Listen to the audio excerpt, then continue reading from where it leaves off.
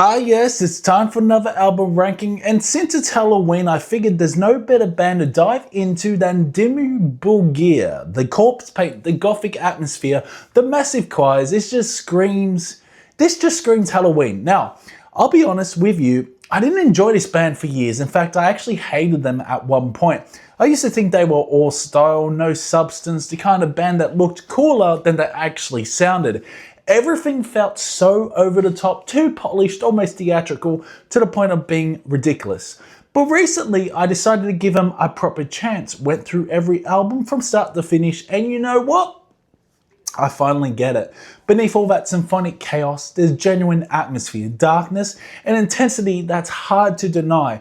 When they hit their stride, they fucking sound massive, like the soundtrack to some apocalyptic ritual. And what better time to revisit a band like this than Halloween? They've got everything: the evil chants, the dramatic strings, the creepy ambience, and of course, Shagraf's vocals that sound like he's summoning something from the underworld. Whether you love him or hate him, like I did, you can't deny their presence. So for this Halloween special, we're diving deep into Dimmu Borgir's entire discography, from the raw frostbitten beginnings to the full-blown orchestral madness, and ranking every album from worst to best. I've got to say though, going through all these albums, I was honestly shocked by how much Dimmu have changed their sound over the years. Like, if you jump from the early stuff to the newer albums, you'd swear it's two fucking different bands. They went from raw icy black metal to full-blown symphonic chaos with orchestras, choirs, and pristine production. And what's funny is, even with all that evolution, you can still feel that same dark spirit underneath. It's just wrapped in a totally different form. There's this massive contrast between the atmosphere of the earlier work and the theatrical scope of what came later. Now, I won't give too much away just yet, but you'll definitely see in this ranking that I tend to gravitate more towards the earlier sound. Those records just hit differently for me, but no spoilers. Let's get into the spooky ranking. So coming in last, we've got Abrahadabra. And honestly, this is still a really good album. There's no bad Dimmu Borgir record in my opinion, but something has to come last, and this one just surprised me the most. From the moment it starts, you can tell this is a completely different beast compared to that older material. There's a lot of orchestra, dramatic moments, clean vocals, raspy vocals, and then these weird, almost Disney-like moments thrown in between all the chaos. It's a lot to take in. Now, the production is huge. You can feel that every note was crafted with this cinematic mindset, with full orchestras, choirs, and massive layers of sound. In a way, it's impressive, it's ambitious, and shows just how far they were willing to fucking push the fucking boundaries of what black metal could sound like. But at the same time, that's also where it loses me a bit. There's not much black metal left on this thing. Well, there is some black metal, but the raw aggression and darkness that drew me to the earlier work is mostly gone, buried under layers of fucking strings and theatrical grandeur. Don't get me wrong, there are some great riffs here and moments that absolutely fucking slam. You can hear flashes of that classic Dimmu energy poking through the orchestral wall. Songs like Born Treacherous and A Jewel Traced Through Coal show that they still had that fire, but it's surrounded by so much production that it almost feels like the guitars are fighting to be heard. It's a fucking confusing album in a way. It's clearly made with a lot of skill and care, and you can tell the band wanted to create something monumental, but for me it's missing that cold, sinister heart that made the earlier stuff special. It feels like they traded in the darkness for spectacle. It's grand, it's dramatic, and also it's kind of beautiful at times, but as a Dimmu Borgir record, it doesn't hit the same. So yeah, Abrahadabra comes in last for me. Still solid, still great listen in its own right, but it's a one that feels furthest removed from what I love about this band. Next up, we've got Eonian. This one's definitely a step up from Abrahadabra. There's a bit more black metal bite to it, but it's still very theatrical and cinematic in a lot of places. The production once again is absolutely massive. Everything sounds huge, layered and drenched in that symphonic atmosphere that Dimmu just loved to swim in. The vocals are monstrous too. Shagraf sounds fierce on this, the choirs hit hard, and the clean vocal sections give it that fucking larger than life, almost film score quality. Right from the opener, the unveiling, you can tell they wanted to make something grand and spiritual in tone, like a rebirth of the band's sound. You got Interdimensional Summit follows it up with this huge anthemic energy, almost too clean, almost too perfect, but it's catchy as hell. Euphoric has that darker, like cosmic edge I really enjoy. Council of Wolves and Snakes bring in this tribal ritualistic feel with percussion and chanting that makes it one of the most unique moments on the record. Lightbringer and I Am Sovereign keep that bombastic cinematic flow going, and then you got Alpha Eon Omega, which is huge and thunderous before it all closes with Rite of Passage, which sounds like the end credits of a movie. The thing is, while the album sounds incredible, and there's no denying how tight and professional everything is, I can't help but feel like it's a bit one-dimensional compared to that other work. It's as if they picked this one big sound, that grand polysymphonic thing, and just stayed there for the whole record. It's consistent, but it doesn't really surprise you. Once you've heard a few songs, you kind of know what you're in for. Choirs, strings, fucking pristine production, a bit of black metal atmosphere underneath, and not much deviation from that formula. The black metal side of Dimmu is still here, but it's buried under so much orchestration that it's easy to forget this band once thrived in that raw chaos. Don't get me wrong, it's a really good record. It's quite beautiful at times in its own way, filled with incredible musicianship and attention to detail, but it's missing that dangerous edge, that unpredictability, that dark spark that made the early stuff so compelling. Eonian feels like an album that knows exactly who it is, but maybe plays it a little too safe. It's theatrical, it's epic, and at times it's genuinely awe-inspiring. It's a sinister bite. Still, it's an impressive record and a testament to how far they've evolved, even if it doesn't quite capture the heart of what made them great in the first place. Next up, we've got Puritanical Euphoric Misanthropia, and this is where Dimmu Borgir really start to get good and interesting. You can tell they were stepping things up here, experimenting, more, expanding the sound and finding that balance between black metal and full-blown symphonic insanity. Right from the opener, Fear and Wonder, you know it's going to be something big. It's this dark cinematic intro that sets the stage for what's to come. Then you got Blessings Upon the Throne of Tyranny and Kings of the Carnival Creation. Those songs feel like Dimmu at the most confident and intense. Hybrid Stigmata, The Apostasy, has that grand chaotic energy that only they could pull off, and architecture of a genocidal nature continues that flow with blistering precision. What I really like here is how the production feels bigger and cleaner, but it still sounds organic. You can feel the rawness of the instruments. It hasn't gone full plastic or overproduced yet.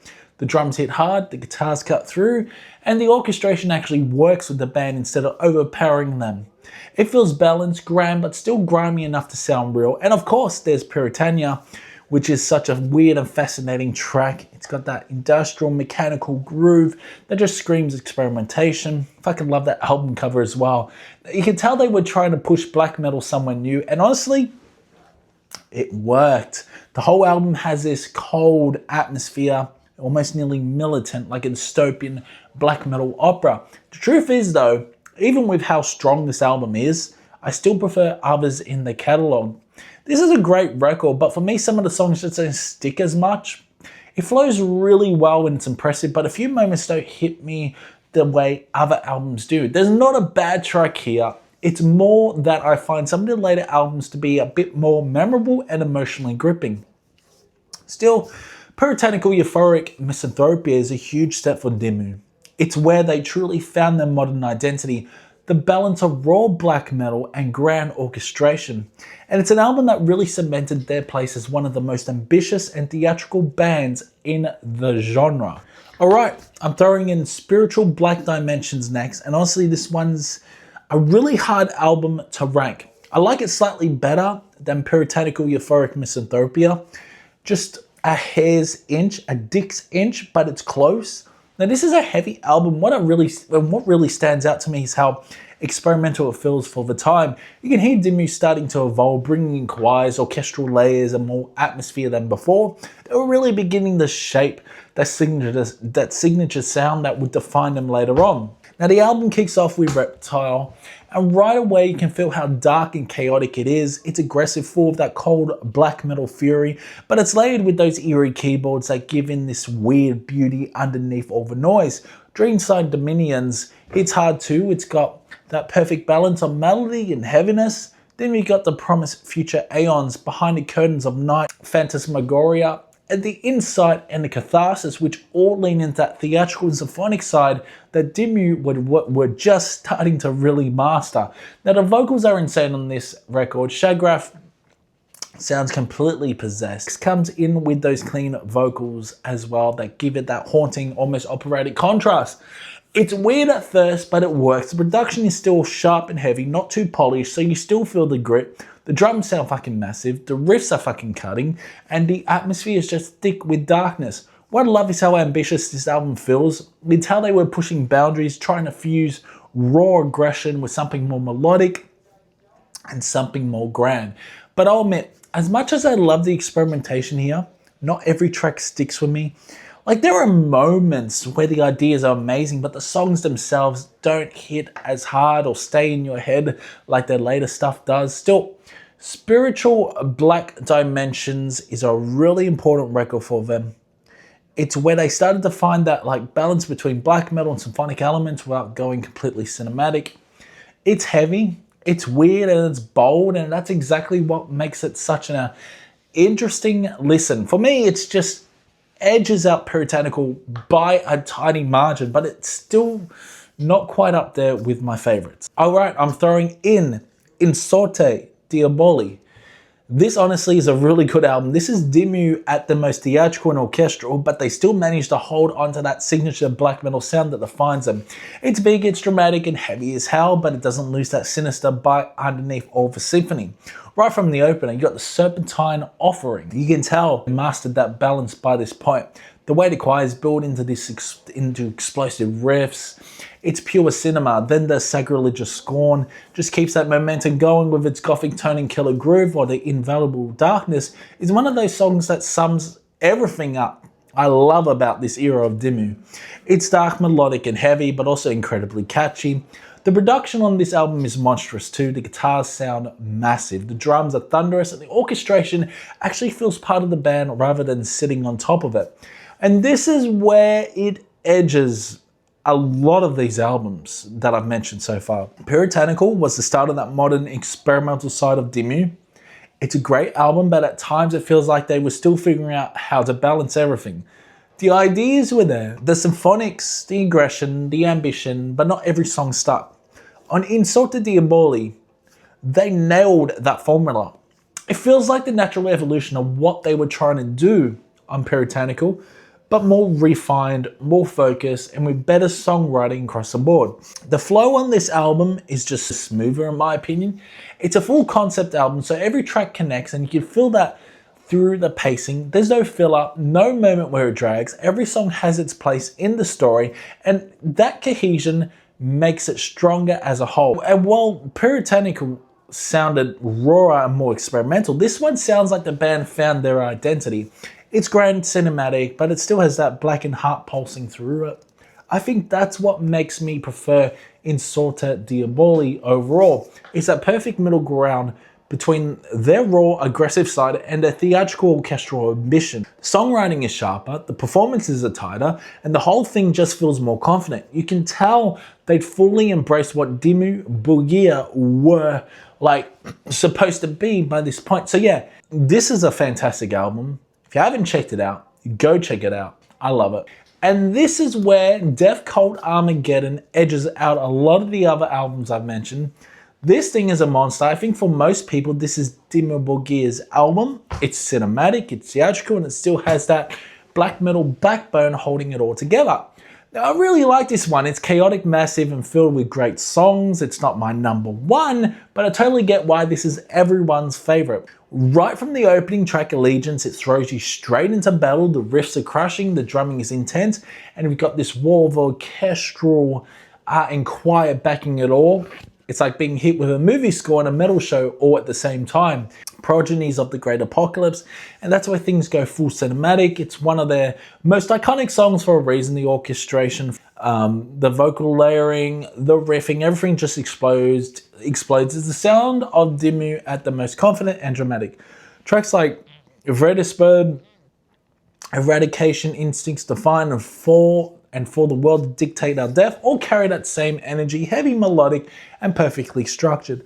Now the production is massive, but it still feels heavy. It's clean, but it's not sterile. You can feel the power in every riff, every blast beat, every symphonic hit. The songwriting on this record is some of their best. It flows, it's cohesive, and every song feels like it belongs in this apocalyptic world they've built. What I really enjoy about Death Cult Armageddon is that it takes all the ideas from Puritanical and just perfects them, in my opinion. Now the orchestra is fully integrated with the metal this time. It's not fighting for space, it's part of the chaos.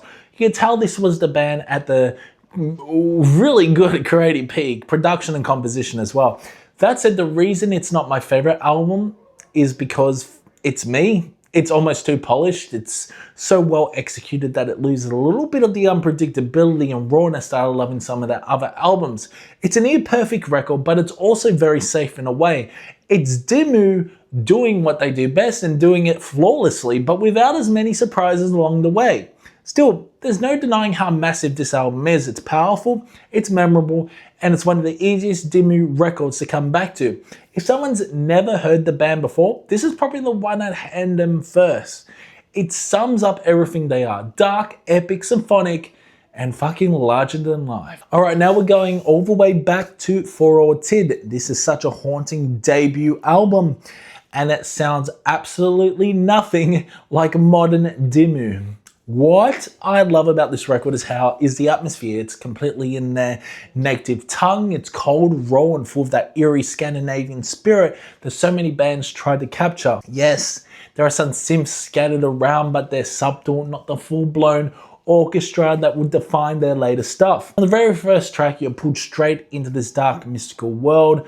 The riffs are raw, drumming feels primal, and the synths just hang in the background like a frozen fog. Songs like Underkumpensvinger, Glittertin, and the title track For All Tid show just how talented they're so good at building atmosphere on this. Melodic, haunting, and still very grim. The production is rough, yeah. The guitars sound thin, yeah. The drums are a bit hollow, yeah. But that's part of the charm.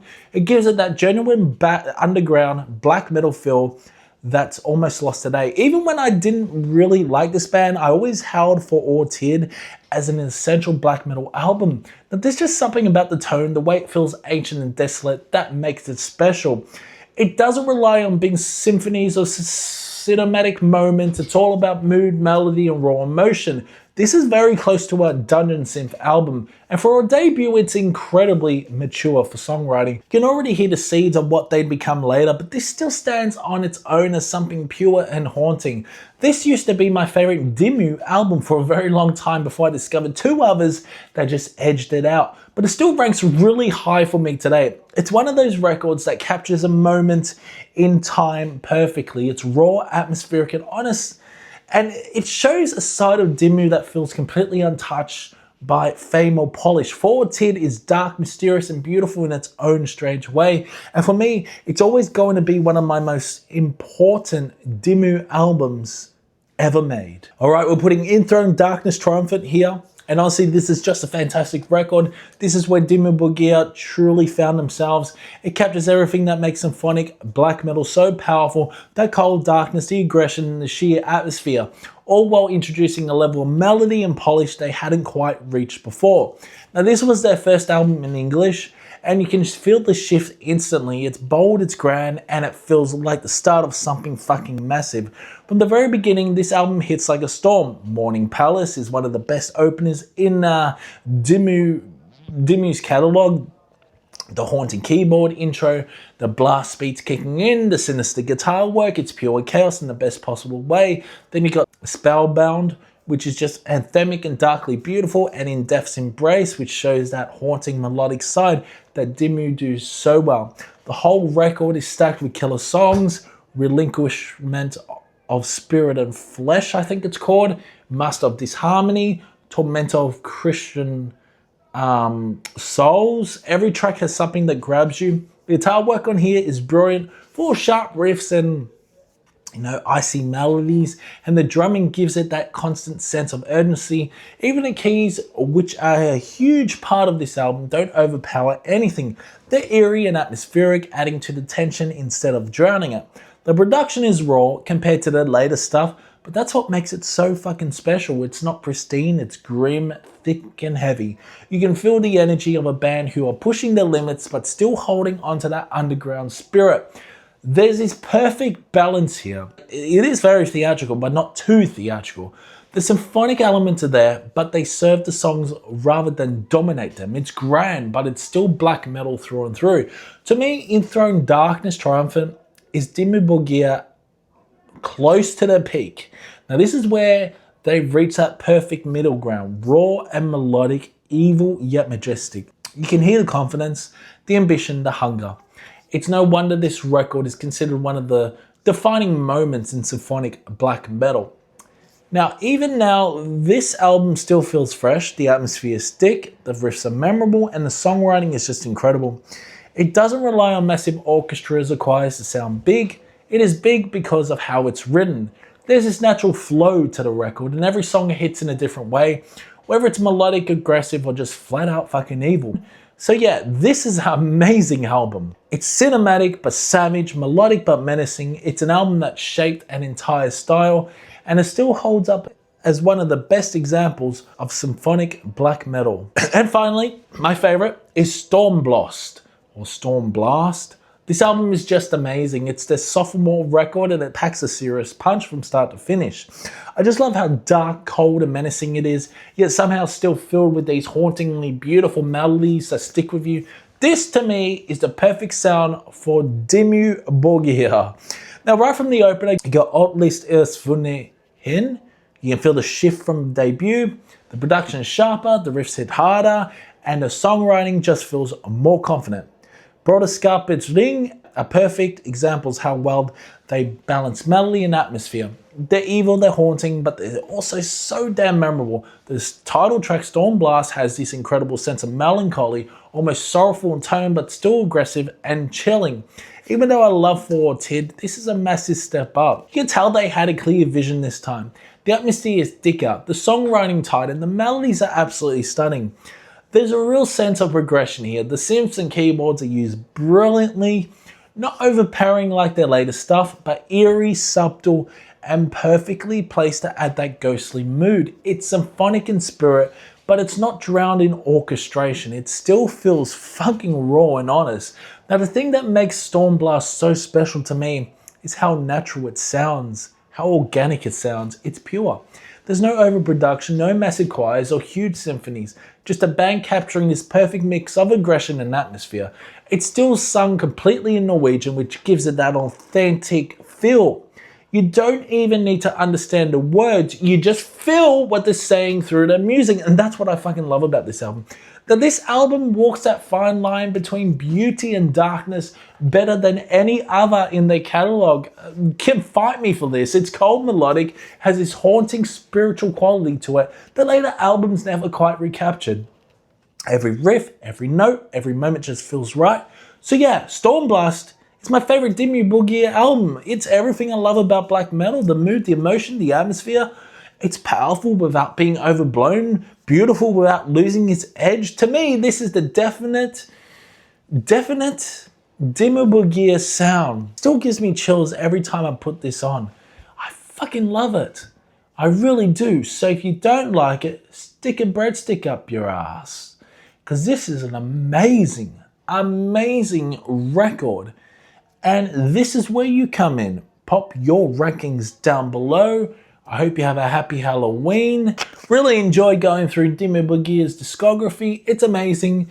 Sound your rankings in the comments below. Make sure you spook someone down the street tonight. It's been fun, and I will see you in the next one.